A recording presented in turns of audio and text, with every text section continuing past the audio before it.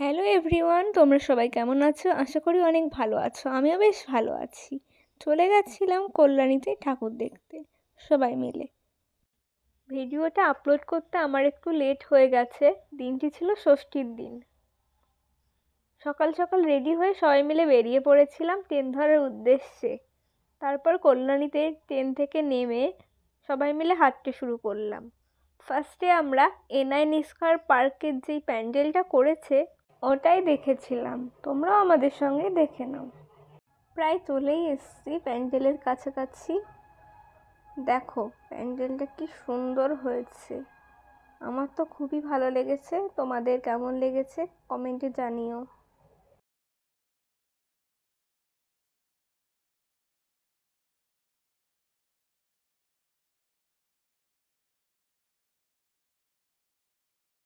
আমরা একটু কিছু খাওয়া দাওয়া করে নিলাম, হালকা হালকা খিদে পেয়ে গেছিলো বলে।